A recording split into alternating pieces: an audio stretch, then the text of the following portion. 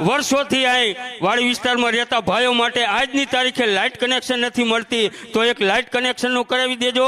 તેમજ જે ભૂગર્ભ અને પાણીનું કામ બાકી છે એ, અને અમે વર્ષોથી અહીં રહેતા હોય, મોરબી જેદુનું વહીશું તેદીથી અમારો સતવારા સમાજ જો અહીં વસતો હોય, પણ સાહેબ આજની તારીખે અમારે ઘરે ટપાલ નથી પહોંચતી, તો મહેરબાની કરી અને અમારી અપેક્ષાને અને આ અમારું કાર્ય કરાવો એવી નમ્ર વિનંતી.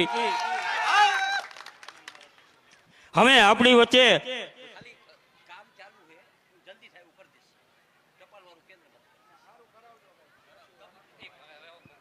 જો ભૂગર્ભ ગટરનું કામ હાલે હે, જેટલી વાડી બાકી હે એનું યાદી આપજો. નબળું થાય તો બંધ કરાવી દેજો. પાણીનું લાઈન હાલે હે કામ એક. પછી સ્મશાનનું કામ પૂરું થઈ ગયું હે, એ આપણે ટ્રસ્ટને આપ્યું હે. સ્કૂલનું કામ ચાલુ હે.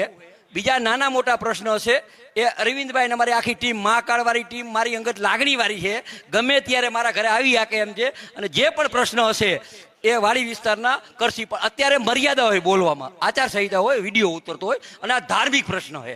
એટલે ધાર્મિક પ્રશ્નમાં આપણે અત્યારે કઈ ચર્ચા નથી કરવી. રાતે હું આવીશ આ મંદિર ઉપર બેસી અને આપણે કરશું. ધાર્મિક નથી કરવું, બસ ધાર્મિક બોલે. વસંતભાઈ ઈશ્વરભાઈ મહાકાળ ગોપાઈ લાગણીએ પણ 2 વર્ષથી આ ધક્કા ખવડાવે. હવે આશા રાખી કે ભાઈ ધક્કા ન ખવડાવે ને કામ કરે.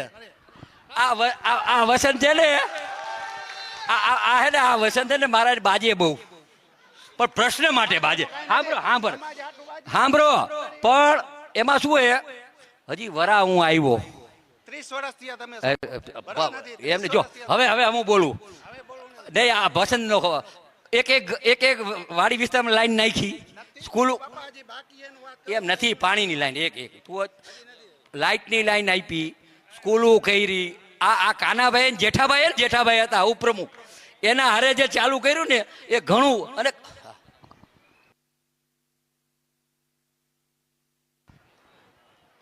બસ અમે અમારી અપેક્ષા એ જ છે કે વહેલી તકે અમારા આ પ્રશ્નનું નિરાકરણ થાય એવી નમ્ર વિનંતી. આય આપણી વચ્ચે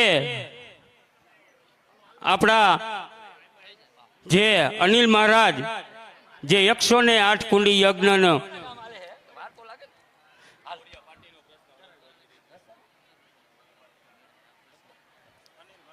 અનિલ મહારાજ અહીં આપણી વચ્ચે ઉપસ્થિત છે, તો હું આપણા શક્તિધામ ચેરિટેબલ ટ્રસ્ટના પ્રમુખ એવા વસંતભાઈ કંજારિયા, ઈશ્વરભાઈ વસંતભાઈ પરમાર, ઈશ્વરભાઈ કંજારિયા અને ધીરુભાઈ